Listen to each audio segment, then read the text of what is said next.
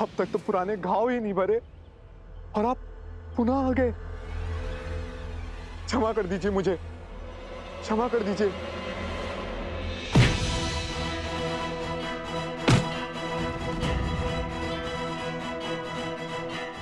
एक क्षण, मैं तुम कहाँ है तुम्हारे महाराज? वो बहरूपिया सहस्त्र मुख रावण, बताओ, अन्यथा मैं तुम्हें मार डालूंगा।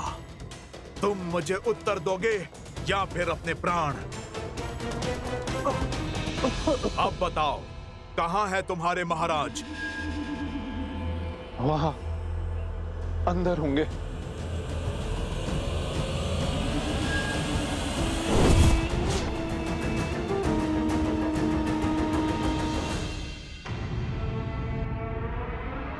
पिछली बार जब मेरी पिटाई हुई तो वो आप थे या हनुमान, या इस बार आप थे और पिछली बार सच वाले हनुमान?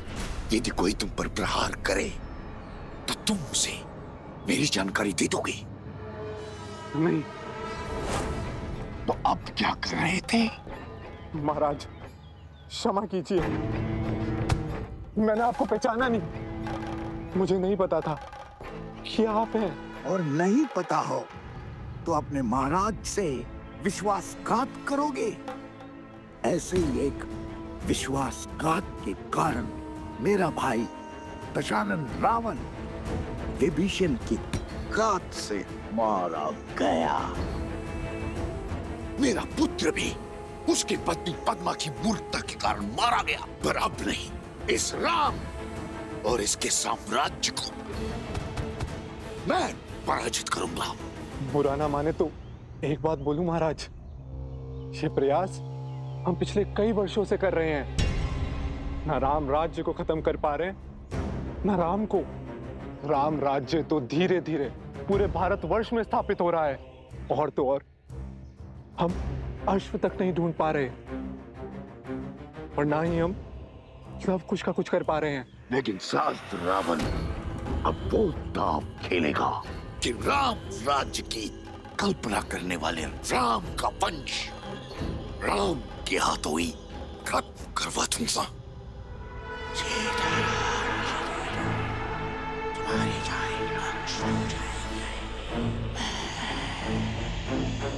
अद्भुत अद्भुत योजना है महाराज। यदि ये योजना सफल हुई तो राम इस बार अपने पुत्रों का वध करने से नहीं चूकेगा। फिर राम भी वही असहनीय दुख भोगेगा जो अपने पुत्र की मृत्यु के बाद मैं भोग रहा हूं।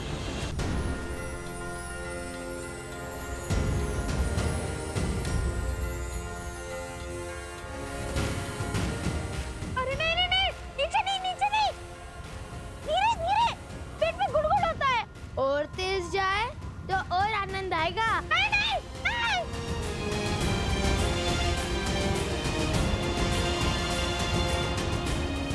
भैया भैया भैया, वो देखो, विशाल पर्वत भी चींटी समान लग रहा है। तुम्हें बहुत आनंद आ रहा है ना? क्यों नहीं आएगा? कुछ समय के लिए पंछी बन गए हैं हम। यदि हम सदा सदा के लिए हनुमान जी के पास रहे तो जब मन करे ऐसे ही घूम फिर लेते। अच्छा है, ये इच्छा अपूर्ण ही रहे। देखिए भैया, सोमकर्ण कैसे डर रहा है। भैया आप इतने गंभीर क्यों हैं? क्योंकि तुमने अभी तक वो नहीं सोचा कि हनुमान जी है तो श्री राम के भक्त ही। भैया इतनी तेज वायु में कुछ सुनाई नहीं दे रहा, थोड़ा ऊंचा कहो ना। मैं ये कह रहा हूँ कि उनका ही कार्य महत्वपूर्ण है उनके लिए। हाँ, माना कि उन्होंने उन प्रेतों से हमारी रक्षा की, किंतु इस सहायता के बदले में उन्होंने अश्वमेघ का अश्व मांग लिया तो? अरे हाँ, ये तो मैंने सवारी के आनंद में सोचा ही नहीं। अब क्या करेंगे? हनुमान जी कितने भले और भोले हैं, उनसे युद्ध करने का तो मेरा भी मन नहीं है। उनसे लड़ेंगे भी कैसे? मन तो मेरा भी नहीं है। हाँ, मेरा भी नहीं। बालकों, आप कहो तो मैं आपकी दुविधा सुधार दूं।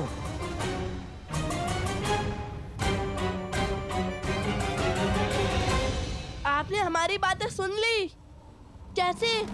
प्रभु की कृपा से पूरी पृथ्वी पर कहीं भी कोई भी श्री राम कथा कहता है तो मैं उसे सुनने दौड़ा चला जाता हूँ। और आप तो मेरे ही हाथ पर बैठकर आप इतने जोर जोर से मेरे ही प्रभु का नाम ले रहे हैं, भला मैं कैसे नहीं सुनूंगा। किंतु आप दोनों की चिंता का निवारण है मेरे पास। क्या हनुमान जी?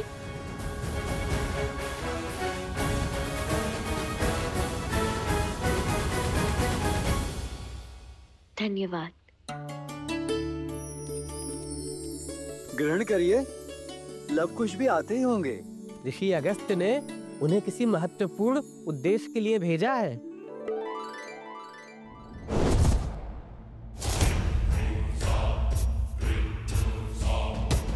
अश्व को देवताओं का संरक्षण तब तक है जब तक उसकी पवित्रता भंग नहीं हो जाती।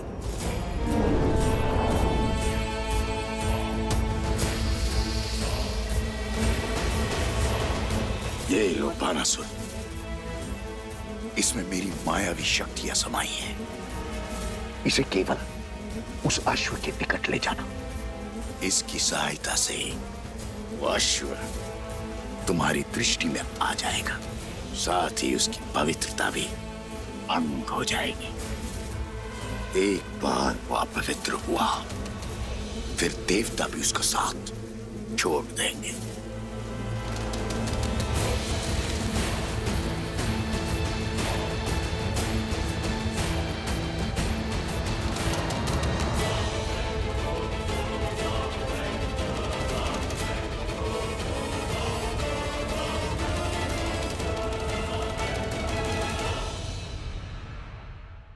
ये लीजिए अश्व का चारा।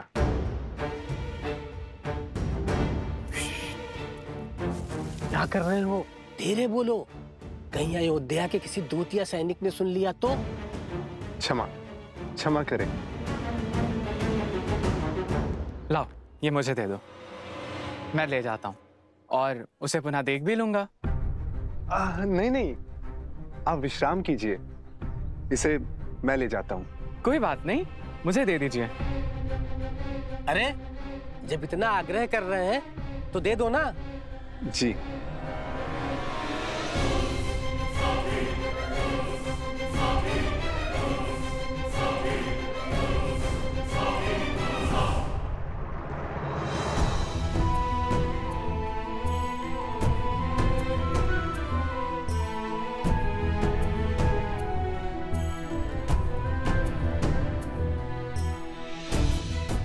लक्ष्मण कहाँ है? वो कुमार शत्रुघ्न को इस अवस्था में देख नहीं पाए। वो उन दोनों ऋषि कुमारों को मारने निकले हैं। स्मरण रहे भरत, व्यर्थ रक्त की एक बूंद नहीं गिरनी चाहिए। लक्ष्मण किस ओर गए हैं?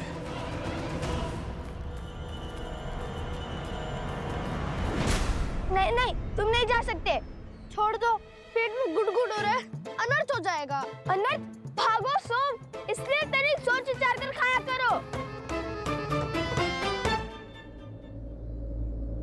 बताइए हनुमान जी, क्या समाधान है आपके पास हमारी दुविधा के लिए? देखिए, समाधान सरल है। अच्छा, कितना सरल? इतना सरल कि आप मुझे अश्वमेध यज्ञ के अश्व और शत्रुघ्न भैया को ले जाने दीजिए। ये तो बहुत सरल है। नहीं नहीं, अर्थ का अनर्थ मत समझिए। जैसे ही अश्व अयोध्या पहुंचेगा, यज्ञ संपन्न होगा, मैं स्वयं आप दोनों को प्रभु श्री राम के पास ले जाऊंगा। आप अपने मन में उठ रहे हर प्रश्न का उत्तर पूछ लेना उनसे। हृदय का हर भंवर शांत कर लेना। भक्त का मन सदा भगवान के हित में ही धड़कता है ना? एक बार यज्ञ संपन्न हो गया, फिर कौन लवकुश? एक बार आपका हित सिद्ध हो गया, फिर आप हमें और हमारे उद्देश्य को ध्यान में क्यों रखेंगे?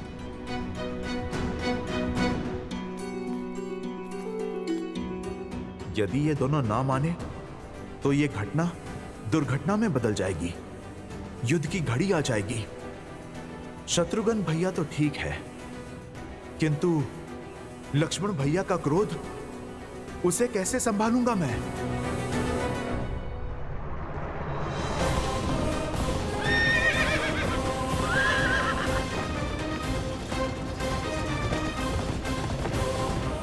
शीघ्र चलो मित्र।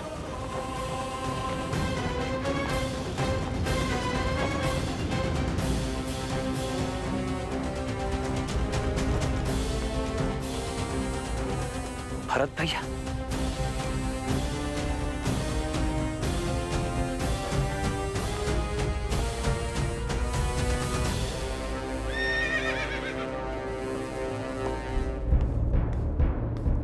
भरत भाई आप यहाँ? लक्ष्मण कहाँ जा रहे हो तुम? यदि आप मुझे रोकने आए हैं तो लौट जाइए भैया। मैं अपने भाई को ऐसी स्थिति में तो नहीं देख सकता, और मुझे पूर्ण विश्वास है कि कोई ना कोई आसुरी शक्ति भी अवश्य सम्मिलित है इसमें। मुझे आसुरी शक्ति की उपस्थिति का आभास हुआ है। यदि शत्रुघ्न को कुछ भी हुआ तो हम भैया को क्या उत्तर देंगे, क्या मुख दिखाएंगे अयोध्या वासियों को? न जाने वो दोनों ऋषि कुमार हैं भी, या उनके रूप में कोई मायावी शक्ति या कोई राक्षस। बस बहुत हुआ भैया, बहुत लुका छिपी का खेल खेल लिया उन दोनों ने। अब तो उन दोनों का अंत मेरे हाथों निश्चित है।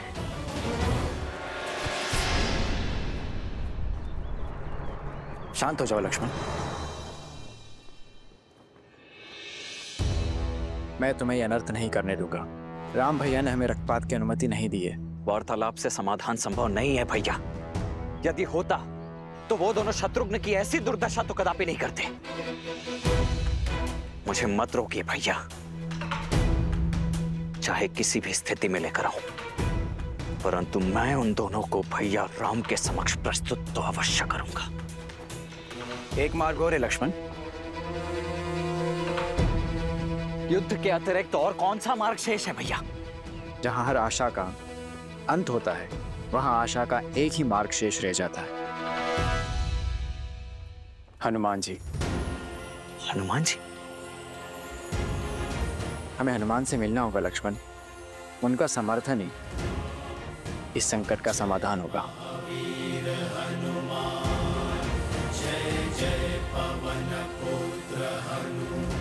रुकिए ऋषि कुमार, बात तो सुनिए, रुकिए। यदि आप दोनों को छल लगता है तो फिर ठीक है, आप मुझे अश्व बाद में दे देना।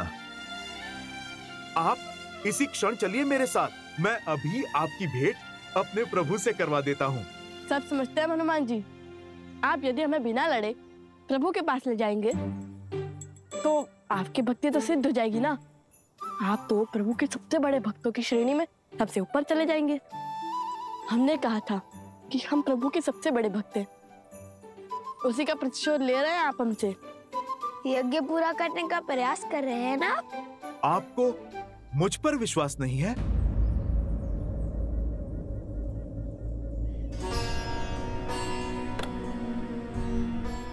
ऐसा मत कहिए महाबली। जिन पर स्वयं श्री राम विश्वास करते हैं, जो बड़े से बड़ा काज पूर्ण करते हैं, जिनके सिर पर सदा माता सीता के आशीर्वाद की छाव रहती है, उन पर अविश्वास करने का महापाप हम कदापि नहीं कर सकते। किंतु ये घड़ी और घटना सामान्य नहीं है।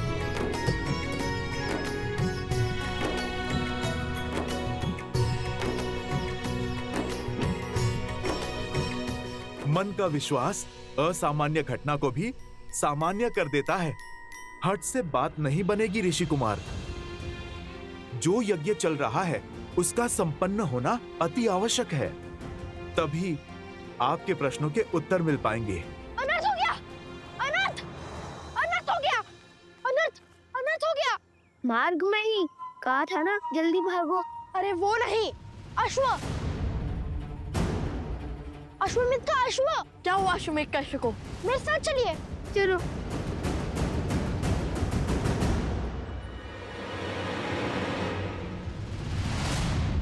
पकड़ो, पकड़ो उसे, पकड़ो उसे, पकड़ो उसे। गुरु गुरु अब ठीक तो है ना?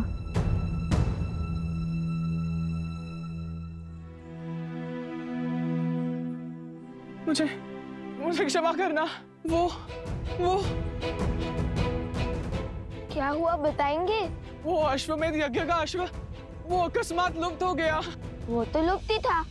माला पहनाई, वो माला खुल गई।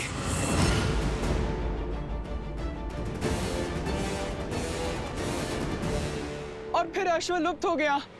वो कोई असुरी शक्ति थी। मैंने अश्व को खो दिया। क्या? क्या?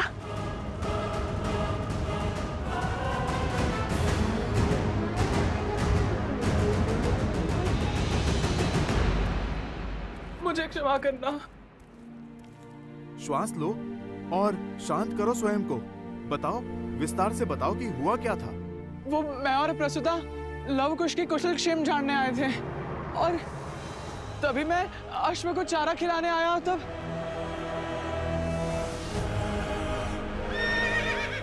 कहाँ चले भाई? तनिक अनाज उठाने में सहायता कर दो। आप जाइए, मुझे मार्ग पता है।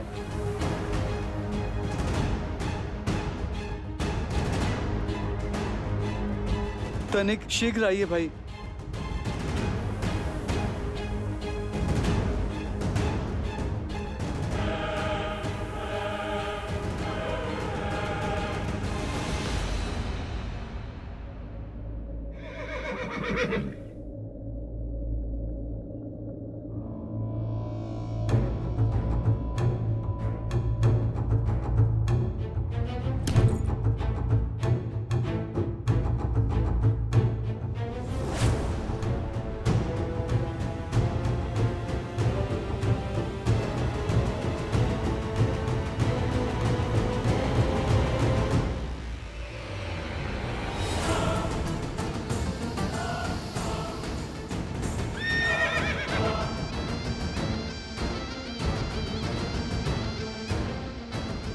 छी, ये चारे में क्या मिला है?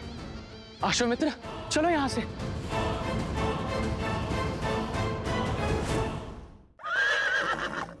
तुम ठीक हो? बताओ, तुम्हारी सुरक्षा ही हमारा दायित्व है।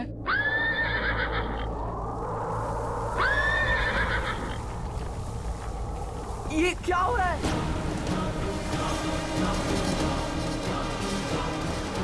अरे शांत हो जाओ मित्र।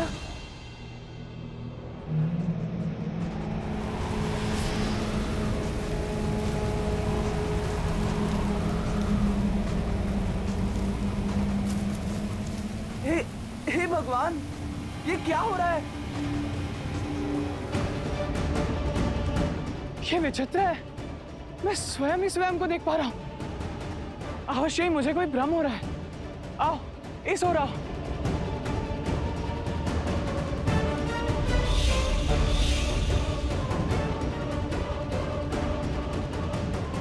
ये क्या? जैसे मेरे चारों ओर दर्पण लगे हो।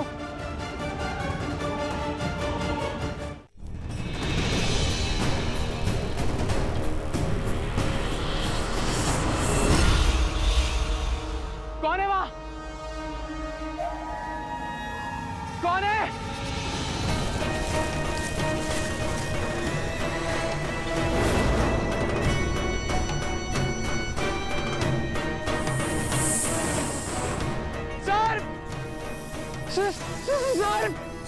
सर, नहीं।